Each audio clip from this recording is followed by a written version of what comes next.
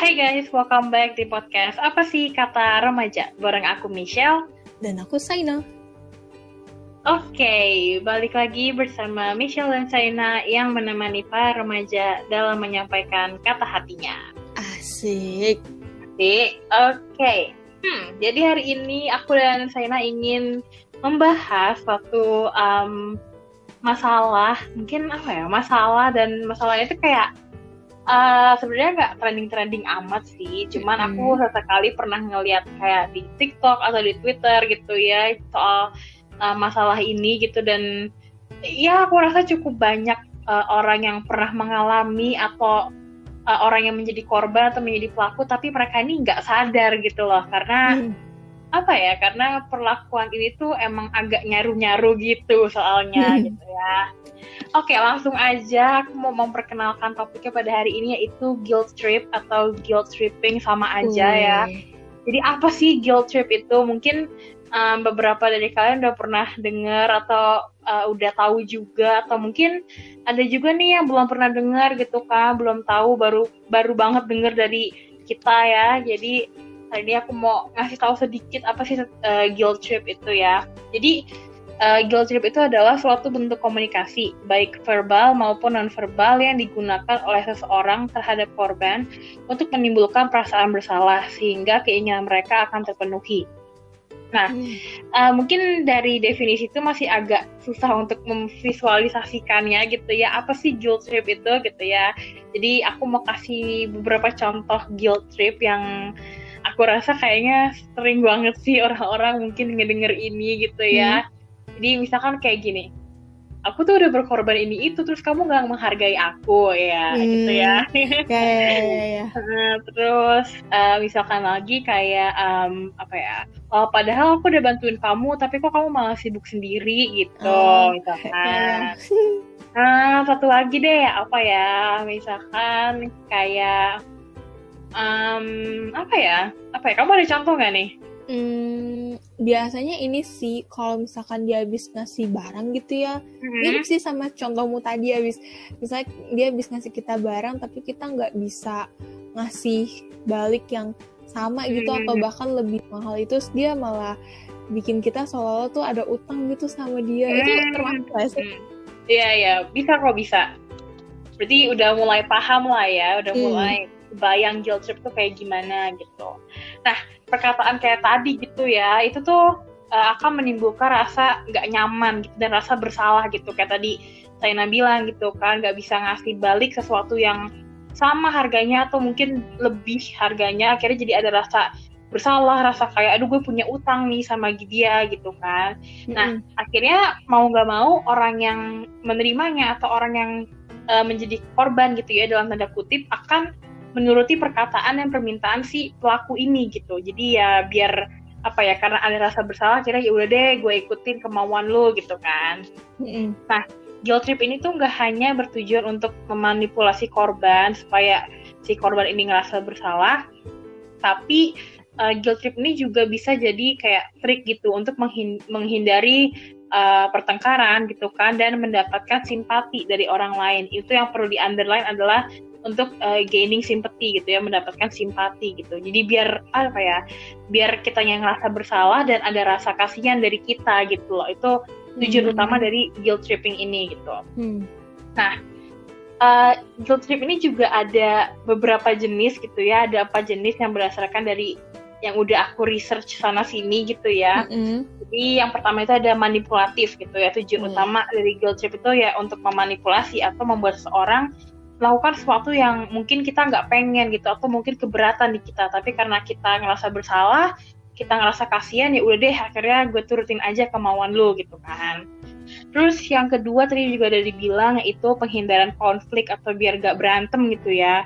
Jadi kayak orang ini menggunakan guilt trip ini untuk kayak males gitu lah untuk berantem, tapi jadinya ke arah yang negatif gitu kan. Mereka jadi kayak kayak ya udah deh gue nyari sesuatu yang supaya nggak berantem, tapi sesuatunya itu malah sama-sama nggak benernya gitu ya. Gitu. Nah, terus selanjutnya itu ada pendidikan moral. Nah, maksudnya di sini adalah mungkin kita mikir pendidikan moral, wah bagus banget nih pendidikan moral gitu ya. Tapi tidak seperti itu gitu ya. Di sini pendidikan moralnya itu adalah tanda kutip pelaku gitu ya. Si pelaku ini bertujuan untuk kayak apa ya? Untuk kayak show off gitu loh. Kayak kesannya dia tuh orang yang bermoral, orang yang benar, orang yang suci atau apapun itulah gitu. Jadi biar apa ya, biar dia yang diagung-agungkan sedangkan kita yang diinjek-injek gitu ya. Itu bahasa kasarnya tuh kayak gitu gitu ya. Makanya dibilang pendidikan moral gitu, kayak ya kan aku kayak gini biar aku tuh mau kamu tuh biar jadi lebih baik lagi. Nah gitu biasanya itu sering banget. Gitu. Terus yang terakhir adalah membangkitkan simpati. Nah kayak tadi aku bilang gitu ya, tujuan utama dari guilt tripping ini adalah untuk kita tuh mencari simpati dari orang lain gitu. Jadi rasa bersalahnya si dalam tanda kutip pelaku ini, korban ini gitu ya, adalah untuk si pelaku ini mendapatkan simpati dari si korban gitu. Jadi kayak bisa jadi kayak misalkan si pelaku ini sebenarnya pengen ini itu dari si korban, tapi karena korbannya nggak bisa, akhirnya di guilt trip gitu ya. Jadinya si korban ini ngerasa bersalah, ngerasa nggak enak gitu kan, ngerasa punya utang lah sama si pelaku, akhirnya bisa melakukan sesuatu yang si pelaku ini emang pengen gitu. Jadi tadi ada beberapa jenis dari guilt trip gitu ya. Nah, mungkin nih karena aku udah bahas sedikit soal guilt trip ini, kalian jadi mikir gitu ya, kok guilt trip ini jadi mirip ya sama gaslighting gitu kan. Nah, mungkin kalian juga udah pernah denger soal gaslighting gitu ya. Terus abis itu kalian bingung nih, apa sih bedanya gitu ya antara guilt trip sama gaslighting gitu. Jadi perbedaan dari guilt trip dan gaslighting itu bisa kita lihat dari pembawaan seseorang mengucapkannya, juga bisa dari maksud dan tujuan sesuatu itu diucapkan gitu. Jadi gini, cara bedain kedua ini sih sebenarnya simple ya. Kalau gaslighting itu lebih ke pelaku berusaha untuk memutarbalikkan fakta gitu. Jadi si pelakunya itu berusaha untuk meyakinkan si korban nih kalau dia yang salah dan si korban ini yang harus merasa bersalah gitu. Nah bedanya kalau guilt tripping itu kebalikannya gitu. Si pelaku itu bakalan act like they're the victim gitu. Jadi kayak playing victim gitu lah ya. Jadi mereka tuh bakal berusaha untuk menunjukkan ke korban kalau mereka ini orang yang baik, terus yang banyak berkorban dan lain-lain, supaya si korban ini dengan sendirinya kan merasa bersalah, terus muncul rasa simpati tadi gitu. Jadi kalau gaslighting itu dia si pelaku itu akan kayak menyalahkan si korban, jadi berusaha supaya si korban ini ngerasa aduh gue ini yang salah gitu kan, pokoknya disalah-salahin. Tapi kalau guilt trip itu dia lebih kayak si pelakunya ini yang sebenarnya dia mengakui gitu kalau gue tuh salah, tapi pengen ada rasa simpati gitu loh dari si korban ini gitu. Jadi perbedaan mendasarnya kayak gitu lah ya. Semoga bisa dipahami ya. Harusnya bisa sih ya. Kalau misalnya kalian mau research lagi juga boleh banget, karena banyak banget sih di Google gitu ya soal guilt trip ini. Dan aku rasa banyak juga sih buku-buku yang ngebahas soal guilt trip, gaslighting dan lain sebagainya gitu kan. Jadi boleh banget nih kalian cari-cari sumber-sumber lain biar makin kaya informasi gitu ya. Iya, betul sekali. Oke. Kita langsung aja ke SCBC Sesi Curhat bersama Cena pada hari ini. Oke. Yang aku pengen tanyain nih ya, Bra, kayaknya udah tahu sih pertanyaannya apa gitu ya. Pura-pura nggak tahu Oke. Kepada saudari Saina nih ya, saya mau bertanya nih. Pernah nggak sih kamu tuh di guilt tripin orang lain atau nge-guilt trip orang lain? Waduh. Ya, kira-kira kalau menurutmu ini ya, seorang Saina nih menjadi korban atau pelaku deh? Gimana ya? Mungkin pernah jadi korban kali ini, jangan-jangan. Wah, jangan-jangannya. Gimana nih? Tepat sih. Waduh, tepat. Ya, pernah dibuat seolah-olah tuh aku berutang gitu ya sama dia. Jadi waktu itu adalah ya pokoknya adalah ya orang ya, karena kan kalau misalnya bukan orang kan serem juga ya. Iya dong. Kan. Orang nih abis itu dia tuh kalau misalnya aku bilang detailnya nanti ketebak nggak ya Sheila? Ketebak kali ya, kita anggap aja nih ya, yang orang nih dia sering ngajak aku untuk ya nggak apa-apa kita bilang aja ya Sheila. Nggak apa-apa udah. Dia dulu banget itu pas dulu kita deket tapi belum yang deket banget ya kan. Nah terus dia tuh suka ngajakin misa bareng gitu kan. Tapi tuh posisinya rumah aku itu jadi kita beda gereja. Nah terus rumah aku sama gereja dia itu kan juga jauh gitu kan, karena kalau di hari Minggu tuh aku di rumah yang satu lagi. Rumah gue banyak nih. Nggak guys, rumahku cuma satu lagi tuh rumah oma. Nah yang rumahku ini tuh yang jauh gitu, maksudnya rumah omaku ini deket, tapi kan hari Minggu itu aku di rumah mamaku. Gimana bilangnya ya, pokoknya di rumah yang jauh lah ya. Nah jadi kan nggak bisa ngejar waktu juga, karena terus juga kita udah misa di gereja yang di dekat rumahku itu kan. Nah terus ini orang tuh ya sebenarnya dibilang maksa sih enggak juga ya, cuman dia sering banget ngajakin misa bareng gitu. Ya aku hargain lah, bagus ya, mungkin dia emang mau misa bareng gitu ya kan, mungkin biar apa gitu ya, nggak tahu ya. Cuman kalau misalnya dia udah tahu emang posisinya aku nggak bisa, emang akunya nggak bisa karena pertama jauh gitu ya kan, terus waktunya juga nggak kekejar, terus aku juga udah misa sama keluarga, tapi dia masih terus menerus ngajakin berulang kali gitu ya. Entah itu bisa dibilang sebagai pemaksaan atau enggak ya. Terus kalau misalkan aku, dia sebenarnya udah tahu nih jawabannya aku nggak bakalan bisa, tapi abis itu dia bilang yaudah deh nanti gue misa sama teman-teman gue aja. Yang sebenarnya mungkin seharusnya aku nggak perlu merasa bersalah atau gimana, tapi nggak tahu sih di situ ya, mungkin aku merasa bersalah karena selalu nggak bisa ya diajakin misa bareng. Cuman ya aku mikir kenapa gue harus ngerasa bersalah terus-terusan gitu, toh juga memang gue ya nggak bisa kan, bukan karena gue nggak mau ya, gue pengen aja sih. Cuman kan di satu sisi gue juga mikirin soal jaraknya, abis itu gue juga udah sama keluarga gue dan lain sebagainya gitu kan aku juga lebih mikirin keluarga aku kan daripada dia kan. Jadi ya udah sih di situ aku sempet ngerasa bersalah gitu, karena dia udah sering banget ngajakin misa bareng tapi sampai sekarang kagak pernah kesampaian. Tapi abis itu ya udah sih, menurut aku ya sebenarnya bisa dibilang wajar aja sih kalau misalnya dia merasa kecewa. Cuman ya kalau misalnya udah tahu gitu gue nggak bisa, ya udah nggak usah diajakin terus menerus gitu, karena jawabannya akan selalu sama gitu. Terus satu lagi, jadi ya kalau ini aku bilang ini mah detail banget ini. Waduh. Ya, pokoknya pokoknya temennya dia punya usaha tempat makan gitu ya, punya warung makan lah ya. Nah, dulu kalau misalnya lagi mau ketemuan gitu kan, dia sering tuh bawain makanan dari warung temennya ini. Nah, abis itu dia tuh suka ngajakin aku untuk ke warung temennya ini, suka biar kenalan gitu lah sama temennya. Cuman kan itu ngajakinnya sore-sore gitu kan, sore menjelang malam. Nah, sedangkan aku kalau sore menjelang malam tuh nggak bisa. Bahkan kalau pergi gue jam 6 aja udah harus di rumah ya kan. Jadi ngajakinnya tuh jam 6 ke atas gitu ya, mana lah gue bisa gitu ya kan. Habis itu dia bilang, ya kasihan banget temen gue udah nyiapin makanan tapi lu kagak pernah datang. Di situ aku ngerasa ya gimana, gue nggak boleh nama gue. Terus dalam hati aku bilang, gue juga nggak pernah minta lo buat ngebawain makanan, gue juga nggak pernah minta temen lo buat masakin makanan buat gue gitu. Dan abis itu udah sih, dan sampai sekarang pun aku juga belum pernah ke warung temennya. Haha. Tapi ya udahlah ya, gue kan juga ya mungkin pada waktu itu aku juga nggak enakan, tapi di satu sisi juga masih mikir mendingan gue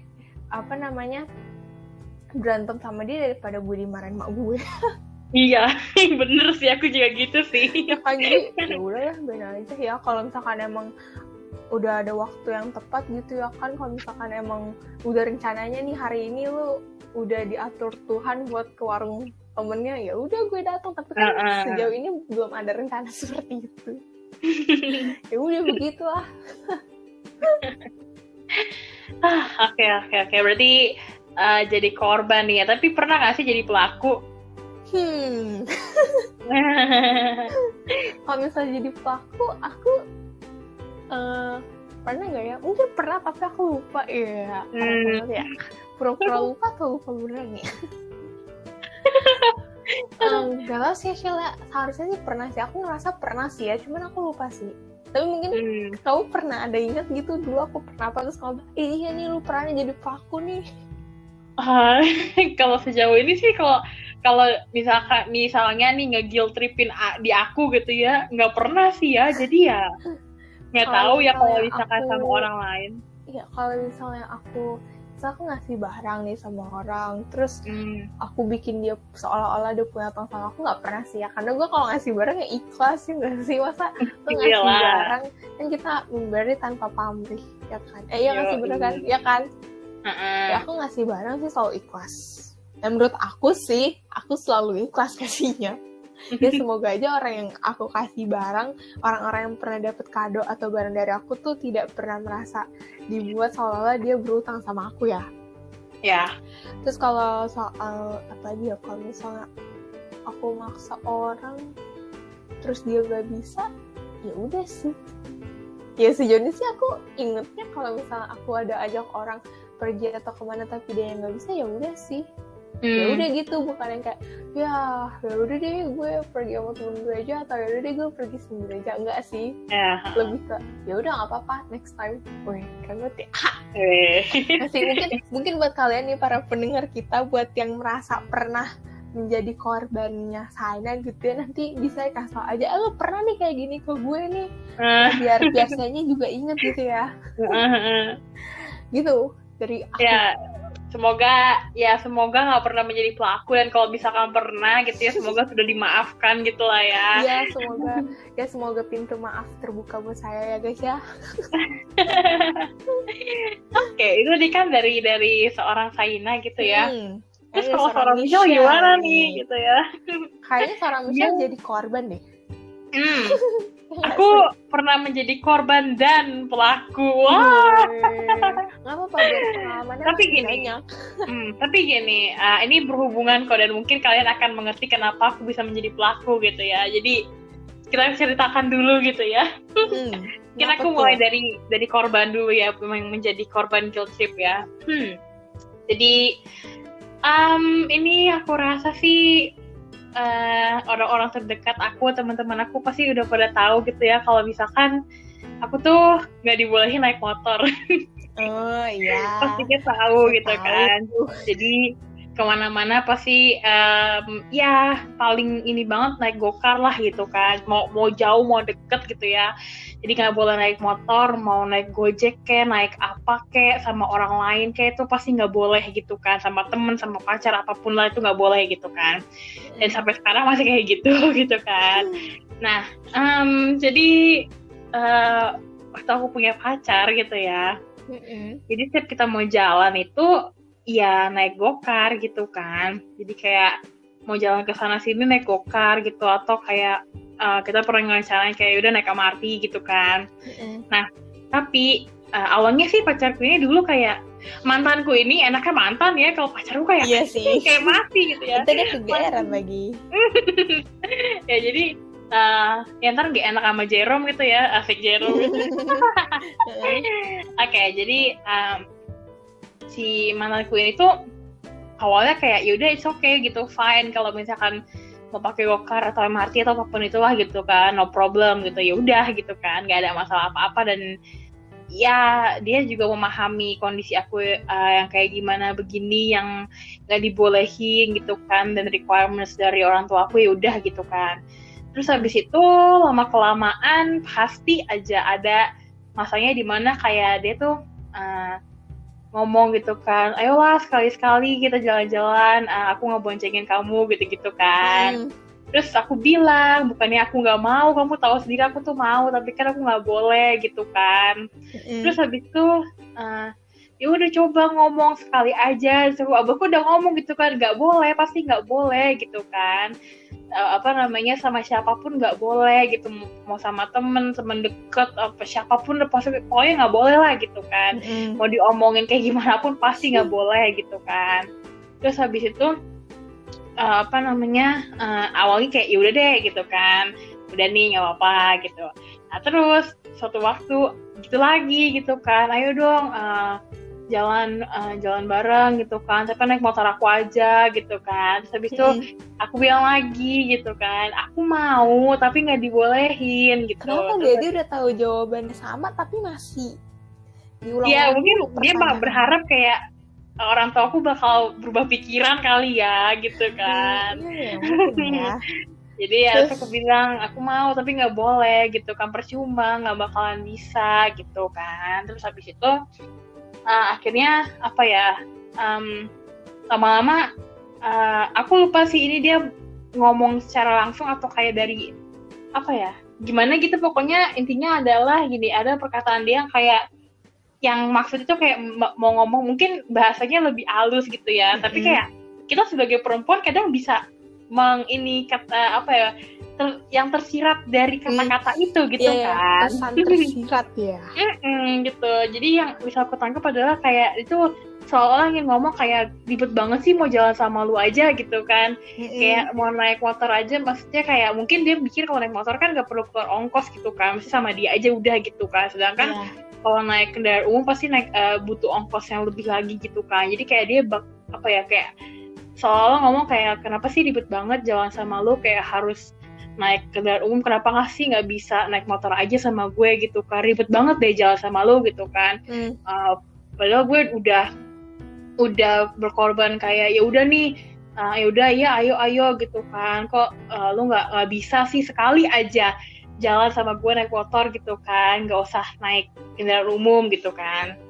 Terus di situ aku ngerasa bersalah gitu kan, kayak ya gimana gitu kan, kayak aku mau tapi nggak bisa gitu kan, nggak bisa dipaksain juga gitu. Terus sempet sekali gitu ya dia pernah kasih saran kayak ya udah diem aja gitu kan. Ampun, dia ngajak bohong ya. Aku kayak oh mohon maaf, gue masih sayang hidup gue gitu ya. Daripada gue pulang nyawanya hilang gitu kan, di rumah udah tinggal nama gitu, enggak, makasih deh gitu kan. Jadi kayak terus ya udah akhirnya dari situ sekarang kita ke cerita kenapa aku bisa jadi pelaku ya. Jadi gini. Kenapa tuh? Ini masih berhubungan ceritanya sama yang tadi ya. Jadi mungkin karena aku susah banget diajak jalannya ya, maksudnya susah diajak jalan kalau kayak apa ya, naik motor aja gitu sama dia, nggak naik kendaraan umum itu, akhirnya dia jadi males gitu kalau jalan sama aku gitu kan. Jadi udahlah sesekali aja gitu, sedangkan aku tuh orangnya pengen gitu loh spend as much time gitu kan, sebanyak mungkin yang kita bisa gitu kan, apalagi waktu itu kita tuh lagi apa ya, maksudnya yang enggak, kesibukan kita tuh yang enggak sebegitu banyaknya gitu kan. Ya emang sih dia lebih sibuk daripada aku dulu ya, tapi maksudnya masih yang oke lah, masih bisa diselipin 1-2 hari buat kita jalan kayak atau ketemuan gitu kan. Terus biasalah di TikTok tuh banyak banget kan rekomendasi tempat-tempat yang seru-seru, yang lucu-lucu gitu kan. Terus aku nge-share ke dia gitu kan, ntar kita kesini yuk, dan itu kayak constantly aku ngasih ngirim gitu kan, kayak mungkin beberapa hari sekali aku kirimin gitu kayak ayo kita kesini yuk, cuman nggak jalan-jalan juga gitu. Akhirnya kayak cuman aku ngirimin doang, terus kayak yaudah dia ngomongnya yaudah iya entar gitu kan. Terus abis itu apa ya, setiap mau jalan gitu ya aku udah kayak yaudah kita tanggal segini aja bisa nggak gitu kan, dan jawaban dia tuh constantly juga selalu sama gitu, oh nggak bisa, aku ada kegiatan di organisasiku gitu, atau kalau nggak aku ada ini sama temanku dan lain sebagainya gitu kan. Sekali 2 kali aku masih memahami gitu, karena ya udah ini organisasinya dia dan mungkin dia sibuk di situ, dan mungkin posisi dia juga lumayan yang banyak kerjaan gitu ya. Jadi kayak aku ya udah silahkan gitu, no problem lah gitu kan. Cuman yang bikin aku sempat kesel gitu ya, kayak setiap aku ajakin jalan dia selalu jawabnya kayak gitu. Ada rapat lah, ada interview lah, ada ini dan sebagainya gitu kan. Terus sempet kayak pas aku nggak tahu, aku lupa ini aku di chat apa di call gitu ya, aku ngomong kayak iya kamu selalu fokus sama organisasi kamu, sama teman-teman kamu, selalu punya waktu sama organisasi kamu, sama teman-teman kamu, tapi nggak ada waktu sama aku gitu, lupa sama aku gitu kan. Aku mau ngajakin jalan sekali aja juga nggak bisa gitu kan. Akhirnya ya nggak tahu itu termasuk guilt trip apa tidak, tapi aku ngerasanya itu termasuk guilt trip yang ya karena I had my reasons ya, ada alasan kenapa aku begitu gitu kan, karena aku udah kesel gitu ya, jadi ya udah kayak gitu. Terus tapi ya harapanku ya waktu itu gitu ya, pas aku ngomong kayak gitu akhirnya kayak udah kita jalan gitu kan, tapi ternyata enggak gitu, jadi agak kesel kan. Terus ya udah akhirnya dari situ ya udah gitu, nggak jelas juga. Akhirnya ya udah deh, sampai sekarang juga nggak jelas, nggak ada jalan-jalannya gitu ya, sampai udah bubar gitu ya hubungannya. Jadi istilah kayak aku ngerasa ya udahlah, bayin aja lah, apa ya, kayak ya aku ngerasa ini sih, aku ngerasa bersalah kalau aku pernah nge-guilt tripin dia gitu ya. Cuman ini bukannya pembelaan ya, tapi aku cuma ngomong aku pernah guilt trip karena dulu aku sampai sekesel itu gitu loh. Jadi kayak aku kayak gitu kan. Ya mungkin teman-teman dekat aku atau mungkin saya juga tahu kayak aku tuh orangnya jarang banget nge-confront orangnya segitunya gitu loh. Kalau itu pasti aku orangnya sabar gitu kan. Tahu ya, Michelle tuh sabar aja. Marahnya Michelle tuh bisa dihitung pakai jari lah pokoknya. Iya, jadi kayak udah sabar aja gitu. Cuman kayak ini tuh waktu dulu kayak udah bener-bener aku sekesel itu, sekecewa itu, makanya langsung udah tembak aja dor gitu langsung gitu kan, nggak peduli dia mau kayak gimana, mau sakit hati kayak enggak gitu kan. Jadi ya begitulah pengalaman aku nge-guilt trip orang dan di guilt trip orang lain gitu ya. Dan apa ya, kayak rasanya sih pas kita nge-guilt trip gitu ya, pas aku nge-guilt trip tuh kayak jadi ngerasa, ayo dong lu kasihan sama gue udah kayak gini gitu, kok lu nggak ada action apa kek, nggak ada ngomong apa kek gitu kan. Terus pas kita yang di guilt trip gitu ya, rasanya kayak gimana ya, kayak aku ngerasa ya gimana ya, gue mau begini tapi nggak dibolehin gitu kan. Jadi, ini kan ada perang di batin kita gitu ya, kita juga nggak enak sama dia, tapi kita juga takut gitu ya sama emak ya, kalau dimarahin kan lebih serem gitu ya. Iya, makanya jadi kita perlu berkorban yang satu gitu kan, karena apa ya, kayak pengen gitu kan nurutin yang dia mau, tapi juga di satu sisi nggak bisa gitu kan, mau dipaksain pun juga nggak bisa. Jadi ya itu aku sih ini sih selalu pas dulu ya kayak ngerasa bersalah gitu kalau misalkan kayak mau jalan tapi kayak nggak bisa apa ya, kayak sama dia gitu, maksudnya naik motor sama dia gitu kan. Jadi kayak selalu ngerasa bersalah gitu setiap mau jalan gitu kan. Makanya jadi kayak ya intinya mau di guilt trip atau nggak guilt trip itu rasanya sama-sama nggak enak sih guys.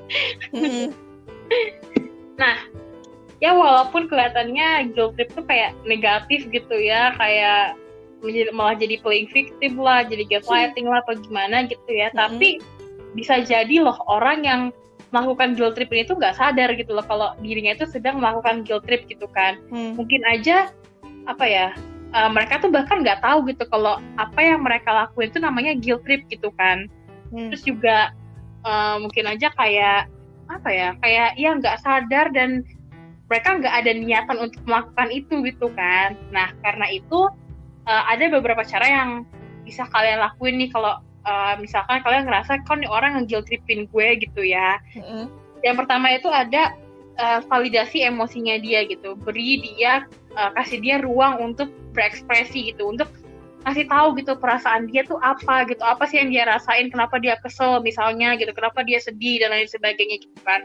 Jadi dari dia ngomongin emosinya itu kita jadi bisa tahu gitu kan, oh apakah si orang ini emang nge-guilt tripin kita atau apakah orang ini sebenarnya nggak tahu nih kalau dia tuh lagi nge-guilt trip gitu loh, cuman dia kayak salah paham apa gimana gitu kan.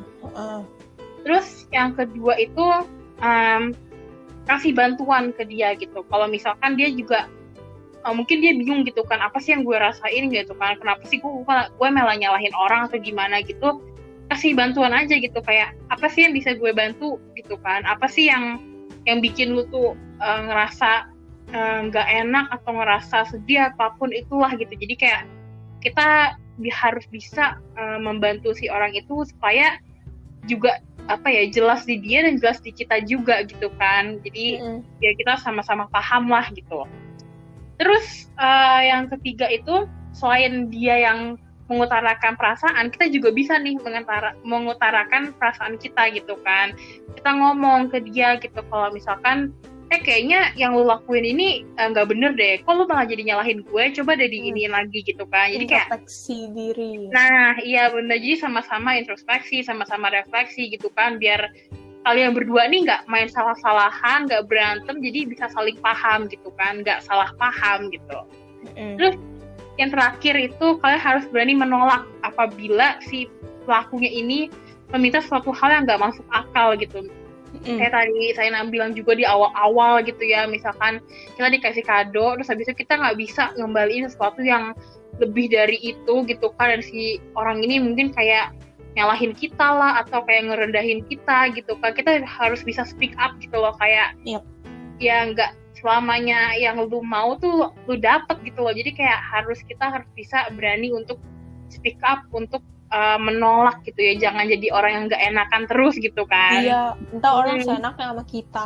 Nah itu dia gitu. Jadi perlu diketahui gitu ya guys, kalau misalkan si guilt trip ini juga nggak selalu orang itu tuh emang berencana untuk melakukan guilt trip ini gitu loh. Bisa jadi orang ini nggak tahu gitu kan sama istilah guilt trip ini. Bisa jadi orang itu nggak sadar gitu loh kalau dia nge-guilt trip. Nah mungkin kalian sadar nih ya, dari beberapa cara-cara yang tadi aku sebutin itu kuncinya cuma satu, komunikasi gitu kan. Diomongin gitu. Apa yang lagi dirasain, apa yang ngeganggu, apa yang bikin susah, bikin sedih dan sebagainya gitu. Jadi ya jangan diem-dieman aja, jangan malah salah-salahan gitu ya, tapi diomongin gitu. Lu lagi kenapa sih gitu kan, ada apa sih gitu, biar dia paham, kamu juga paham, jadi kalian bisa saling memahami gitu. Dan seperti biasa di penghujung acara yang sebenarnya nggak ujung-ujung banget ya, masih ya 70%, 80% lah ya. Seperti biasa aku dan Saina ingin memberikan sepatah dua patah kata yang mungkin bisa menjadi tambahan informasi buat kalian, bisa menjadi bahan untuk refleksi kali ya buat kalian semua nih pendengar-pendengar kita. Jadi boleh nih Mel, tolong buat Saina duluan deh, kasih tahu ke pendengar-pendengar kita apa sih yang mau kamu sampaikan nih sepatah dua patah katanya. Oke. Ya, yang pasti ya singkat padat jelas aja ya. Yang pertama, aku cuma mau ingetin, stop jadi orang gak enakan.